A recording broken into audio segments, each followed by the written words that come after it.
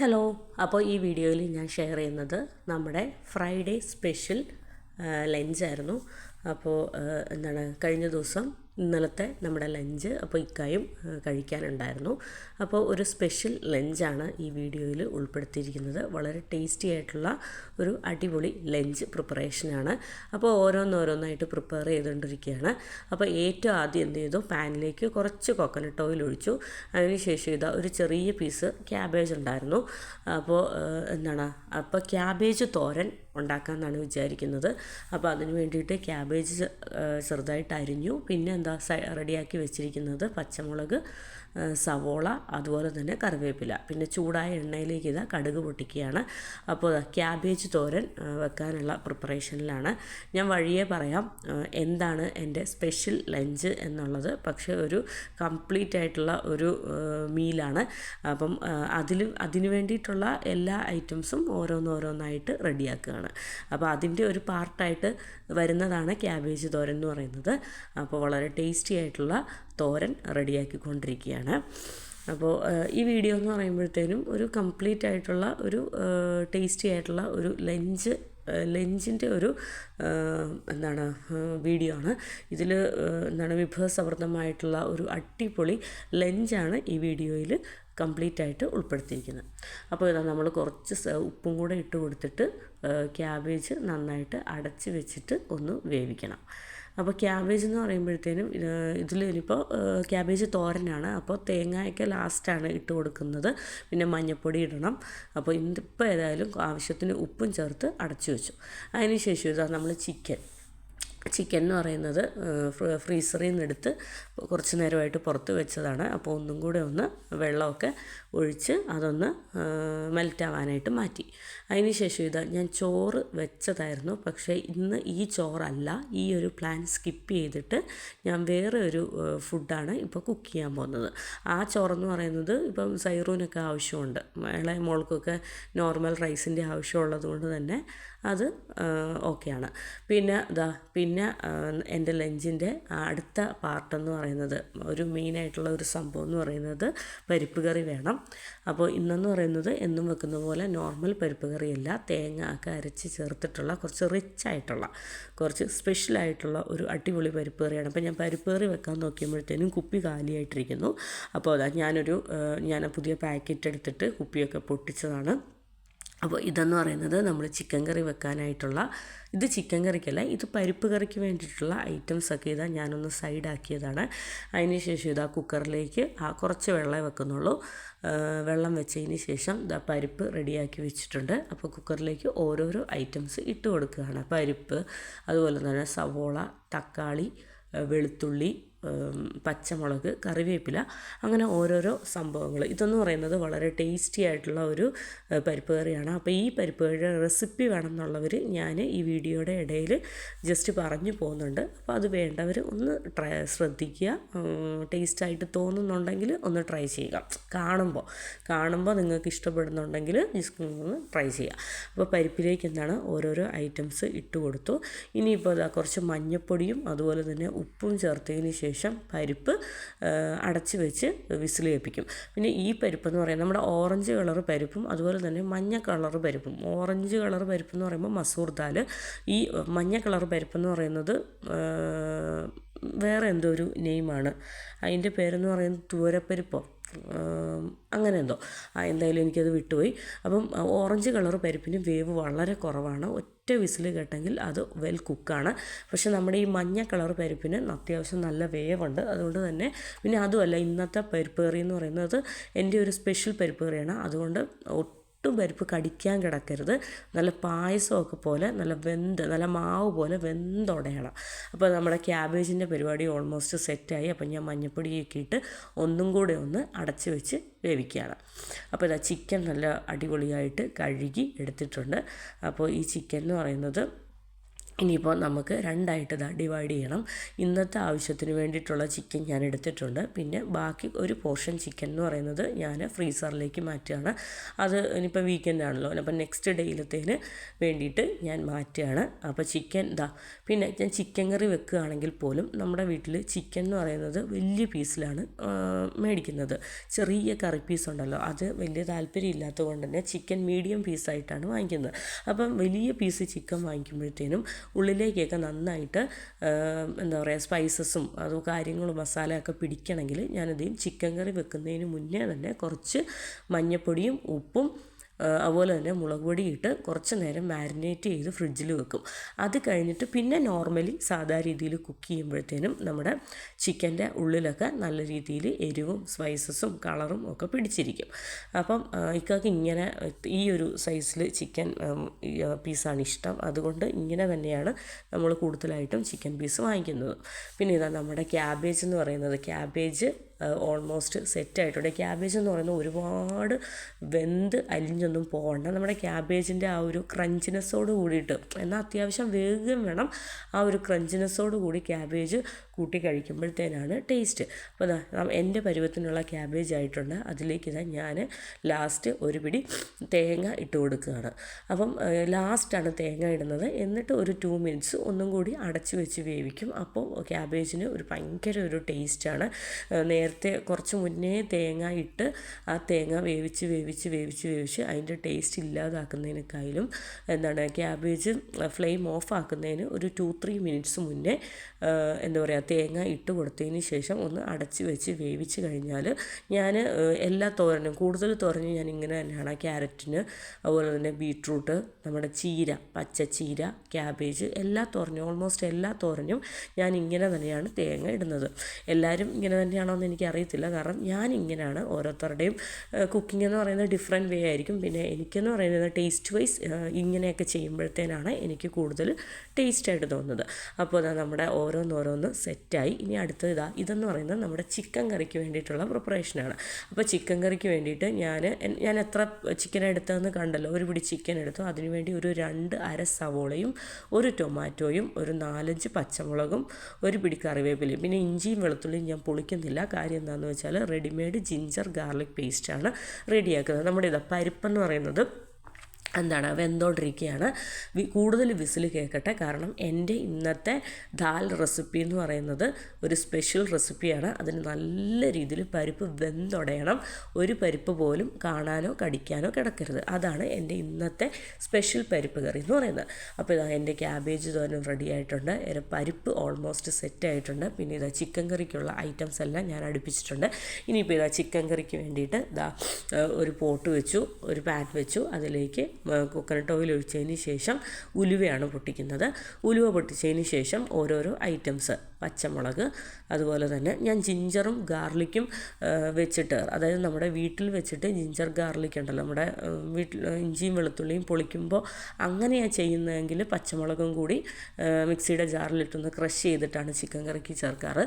പിന്നെ readymade ginger garlic പേസ്റ്റാണ് ചേർക്കുന്നതെങ്കിൽ പച്ചമുളക് ഇതുപോലെ നീളത്തിൽ അരിഞ്ഞിടുന്നത്. പിന്നെ ഒരു സംഭവം എന്താണെന്ന് വെച്ചാൽ എൻ്റെ ചിക്കൻ കറിക്കകത്ത് പച്ചമുളകും തക്കാളിയും സവോളയും ഒന്നും കാണത്തില്ല. കാരണം എല്ലാം വെന്തലിയുവാണല്ലോ.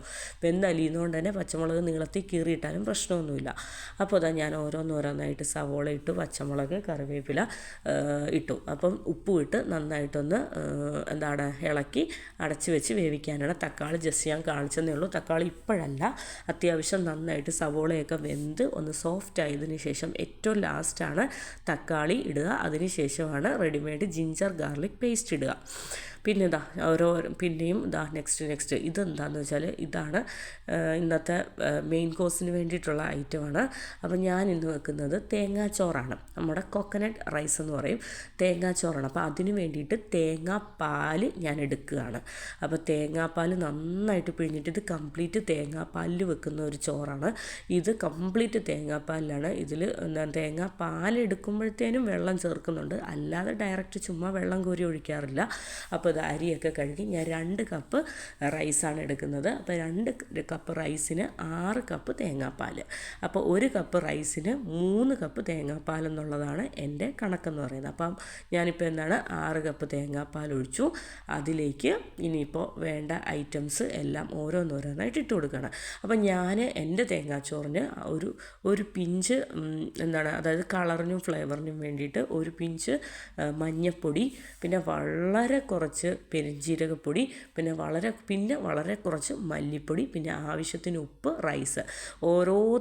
ഓരോരുത്തരുടെയും ഡിഫറെൻറ്റ് വെയിലായിരിക്കും. പക്ഷേ എൻ്റെ എന്ന് പറയുന്നത്, എൻ്റെ വീട്ടിലെ രീതി എന്ന് പറയുന്നത് ഇങ്ങനെയാണ്. എൻ്റെ അമ്മച്ചിയുടെ റെസിപ്പിയാണ് ഞാൻ ഫോളോ ചെയ്യുന്നത്.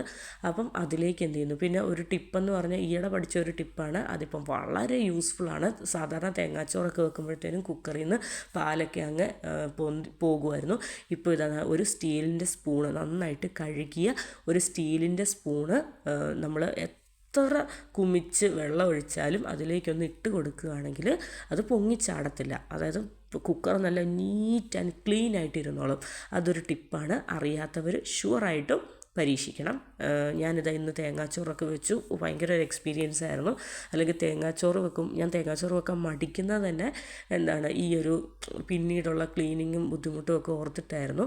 പിന്നെ നമ്മുടെ പരിപ്പെന്ന് പറയുന്നത് നല്ല വെണ്ണ പോലെ ഉടഞ്ഞ് നല്ല അടിപൊളിയായിട്ട്, ഇനിയും ഇത് കുറേ നേരം കിടന്ന് വേവിക്കും. ഇപ്പം തന്നെ ഓൾറെഡി നല്ല വെണ്ണ പോലെ അലിഞ്ഞിട്ടുണ്ട്. പിന്നെ നോർമലി തേങ്ങ അരച്ച് ചേർക്കുന്ന പരിപ്പ്, ഞാൻ ഇന്ന് തേങ്ങ ഒക്കെ അരച്ച് ചേർത്തിട്ടുള്ള സ്പെഷ്യൽ പരിപ്പ് കറിയാണ്. അപ്പോൾ തേങ്ങ അരച്ച് ചേർക്കുന്ന പരിപ്പ് കറി സാധാരണ എല്ലാവരും പരിപ്പ് വേവിച്ചതിന് ശേഷം ഉപ്പും ഇട്ട് മറ്റേ അരപ്പാണ് ചേർക്കാറ്. പക്ഷേ ഞാൻ ടേസ്റ്റ് കുറച്ചും കൂടി ഒന്ന് എൻഹാൻസ് ചെയ്യാൻ വേണ്ടിയിട്ട്, എനിക്ക് കൂടുതൽ രുചി കിട്ടാൻ വേണ്ടിയിട്ടാണ് ഞാൻ വേറൊരു രീതിയിലാണ് ചെയ്യുന്നത്. അപ്പോൾ പിന്നെ ഇതെന്ന് പറയുന്നത് നമ്മുടെ പരിപ്പിനുള്ള അരപ്പാണ്. അതിലേക്ക് ഒരു പിടി തേങ്ങയും ഒരു ചെറിയ പീസ് സവോളയും 2 ഗാർലിക്, ഒരു പച്ചമുളക്, കുറച്ച് മഞ്ഞൾപ്പൊടി, ഉപ്പ്, ആവശ്യത്തിന് ചെറിയ ജീരകം എല്ലാം കൂടെ ചേർത്ത് ഇതും നല്ല അടിപൊളി വളരെ വെണ്ണ പോലെ നല്ല സോഫ്റ്റായിട്ട് അരച്ചെടുക്കണം. അപ്പോൾ അതാണ് നമ്മുടെ ഇന്നത്തെ പരിപ്പ് കറിയുടെ കാര്യങ്ങളൊക്കെ ഏകദേശം സൈഡാക്കി വെച്ചിട്ടുണ്ട്.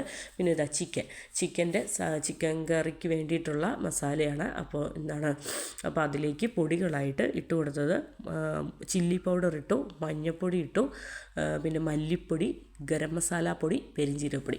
അപ്പോൾ ഈ പൊടികളൊന്നും ഇവിടെ പാക്കറ്റിൽ റെഡിമെയ്ഡ് വാങ്ങിക്കുന്ന പൊടികളല്ല. ഇവിടെ ഞാൻ ദുബായിൽ വന്ന കാലം തൊട്ട്, അതായത് 3-3.5 വർഷം വന്ന കാലം തൊട്ട് എൻ്റെ അമ്മച്ചി എനിക്ക് എല്ലാ സ്പൈസസും ഇങ്ങനെ വീട്ടിൽ പ്രിപ്പയർ ചെയ്ത് തന്നു വിടലാണ്.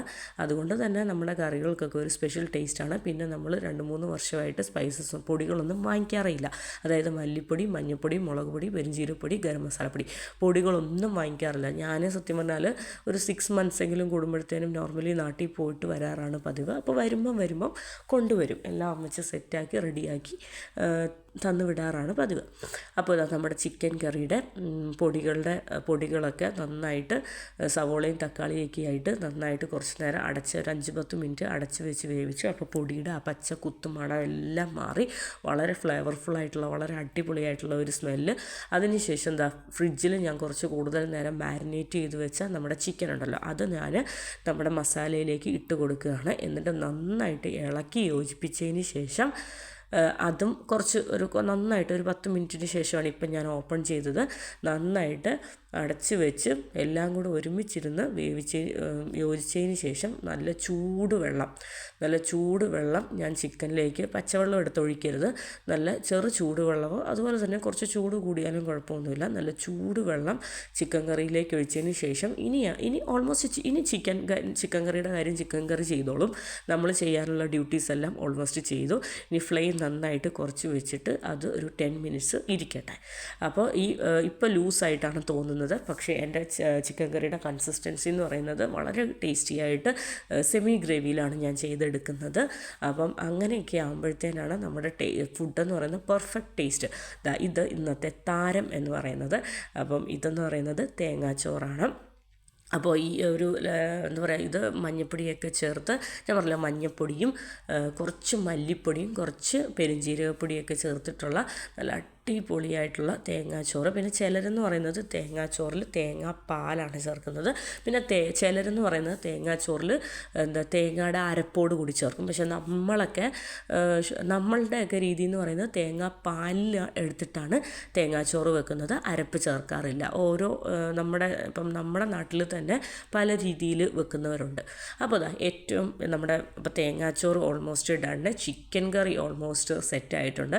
ഇനി നമ്മുടെ പരിപ്പ്, നമ്മൾ പാൻ വെച്ചതിന് ശേഷം കോക്കനട്ട് ഓയിൽ ഒഴിച്ചതിന് ശേഷം അതിലേക്ക് കടുക് പൊട്ടിച്ചതിന് ശേഷം ചെറിയ ഉള്ളിയും അതുപോലെ തന്നെ കുറച്ച് വെളുത്തുള്ളിയും അതുപോലെ തന്നെ കറിവേപ്പില, വത്തൽമുളക് ഒക്കെ എല്ലാം ചേർത്തിട്ട് നമ്മുടെ അടിപൊളി നല്ല വെണ്ണ പോലെ വെന്തുടഞ്ഞിരിക്കുന്ന നമ്മുടെ പരിപ്പ് കറി ഇതിലേക്ക് ഒഴിക്കുക. അപ്പം എൻ്റെ പരിപ്പ് ഇതെന്ന് പറയുന്നത് വളരെ ടേസ്റ്റി ആയിട്ടുള്ള ഒരു പരിപ്പ് കറിയാണ്. ഭയങ്കര ടേസ്റ്റാണ്. സത്യം പറഞ്ഞാൽ എനിക്ക് ഏറ്റവും ഫേവറേറ്റ് എന്ന് പറയുന്നത് എൻ്റെ പരിപ്പ് കറിയാണ്. എനിക്ക് ആര് പരിപ്പ് കറി വെച്ചാലും ഇത്രയും ശരിയാവാറില്ല. അപ്പം എൻ്റെ ഏറ്റവും ഫേവറേറ്റ്, എൻ്റെ പേഴ്സണൽ ഫേവറേറ്റ് എൻ്റെ പരിപ്പ് കറി തന്നെയാണ്. കാരണം എൻ്റെ ടേസ്റ്റ് ബഡ്സിനനുസരിച്ച്, എൻ്റെ രുചിക്കനുസരിച്ചിട്ട് ഞാൻ കൂടുതൽ ചെറിയ ഉള്ളിയും വെളുത്തുള്ളിയും അതുപോലെ തന്നെ എൻ്റെ ഒരു കണക്കുണ്ട്, അതനുസരിച്ചിട്ടാണ് ഞാൻ പരിപ്പ് കറി വെക്കാറ്. പിന്നെ വേറൊരു കാര്യം എന്താണെന്ന് വെച്ചാൽ, ഇന്നലെ എൻ്റെ ലോങ് വീഡിയോയുടെ താഴെ ഒരു കമൻറ്റ് ഇട്ടിരുന്നു. ഞാൻ അവരോട് ജസ്റ്റ് ഒന്ന് ഒന്ന് അറിയാൻ വേണ്ടി പറയുകയാണ്. അപ്പം ഞാൻ ശരിക്കും പറഞ്ഞാൽ എൻ്റെ ഒരു what I ate in A ഡേയിൽ അടിയിൽ വന്ന ഒരു കമൻറ്റാണ്, കാർബ് ആണ് കൂടുതൽ മുന്നിട്ട് നിൽക്കുന്നത്, ആ മീലിൽ പ്രോട്ടീൻ ഇല്ല, പ്രോട്ടീൻ വളരെ കുറവാണെന്ന്. പക്ഷേ നമ്മളുടെ എഗ്ഗ് ഉണ്ടല്ലോ, നമ്മുടെ ബോയിൽഡ് എഗ്ഗ്, അപ്പം മുട്ട പുഴുങ്ങിയതിൽ നല്ല രീതിയിൽ പ്രോട്ടീനുണ്ട്. അതുപോലെ തന്നെ നമ്മുടെ കടലക്കറി, ഞാൻ പരിപ്പ് കറിയും കടലക്കറിയും കഴിക്കുന്നത് പോലെ വേറെ ആരെങ്കിലും കഴിക്കുമെന്ന് തന്നെ എനിക്കറിയില്ല. കാരണം അത്രയും കൂടുതൽ ക്വാണ്ടിറ്റിയിലാണ് ഞാൻ പരിപ്പും കടലയൊക്കെ കഴിക്കുന്നത്. കാരണം പ്രോട്ടീൻ്റെ കോൺഷ്യസ് കൊണ്ട് തന്നെയാണ് ഞാൻ അങ്ങനെയൊക്കെ കഴിക്കുന്നത്. അപ്പം കടലക്കറി നല്ല ക്വാണ്ടിറ്റിയിൽ ഞാൻ ആ മീലിൽ ഉൾപ്പെടുത്തിയിട്ടുണ്ട്. പിന്നെ ദാല് കറി, പിന്നെ ചീരക്കറി, അതുപോലെ തന്നെ ചിക്കൻ, അങ്ങനെ എല്ലാം അതൊരു പ്രോട്ടീൻ റിച്ച് ആയിട്ടുള്ള ഫുഡാണ്. അപ്പോൾ അതിൻ്റെ അടിയിൽ വന്നിട്ടാണ് ആവശ്യത്തിന് ഈ ഡയറ്റിൽ പ്രോട്ടീൻ ഇല്ല എന്നും പറഞ്ഞിട്ടുള്ള ഒരു കമൻറ്റ് കണ്ടത്. അപ്പം നിങ്ങൾ ശരിക്കും പറഞ്ഞാൽ ഈ പ്രോട്ടീൻ അടങ്ങിയ ഭക്ഷണം ഇതൊക്കെയാണ്, മനസ്സിലായില്ലേ? ഇതൊക്കെയാണ്. കാർബും അതിൻ്റെ അകത്ത് അത്യാവശ്യം നന്നായിട്ടുണ്ട്. കാരണം റൈസും കാര്യങ്ങളും ഒക്കെ കാർബാണ്, ഓക്കെ, എനിക്കറിയാം. പക്ഷേ അതിൽ പ്രോട്ടീൻ കുറഞ്ഞു പോയിട്ടില്ല. അത് ജസ്റ്റ് ആ കമൻറ്റ് ഇട്ടവരൊന്ന് അറിയാൻ വേണ്ടിയിട്ട് ഞാൻ ജസ്റ്റ് ഒന്ന് പറഞ്ഞതേ ഉള്ളൂ. അപ്പോൾ അതിൽ നല്ല രീതിയിൽ പ്രോട്ടീൻ ഇൻക്ലൂഡ് ചെയ്തിട്ടുണ്ട് കേട്ടോ. അപ്പോൾ ജസ്റ്റ് ഞാൻ അതൊന്ന് അറിഞ്ഞിരിക്കാൻ വേണ്ടി ജസ്റ്റ് ഒന്ന് പറഞ്ഞതേ ഉള്ളൂ, വേറൊന്നുമല്ല. ഓക്കെ, അപ്പം നമ്മുടെ കുക്കിങ്ങിലേക്ക് കടക്കാം. അപ്പോൾ നമ്മുടെ കുക്കിംഗ് എന്ന് പറയുമ്പോഴത്തേനും നമ്മൾ വെളിച്ചെണ്ണ ഒഴിച്ചതിന് ശേഷം ഇനി നമ്മുടെ തേങ്ങാച്ചോറ് താളിക്കൽ പരിപാടിയാണ്. അപ്പോൾ പിന്നെ ഞാൻ വർത്താനം പറഞ്ഞ കൂട്ടത്തിൽ വിട്ടുപോയതാണ്, നമ്മുടെ പരിപ്പ് താളിച്ചപ്പോൾ കൊക്കനട്ട് ഓയിൽ പ്ലസ് കുറച്ച് ഗീയും കൂടെ ചേർത്ത് കേട്ടോ.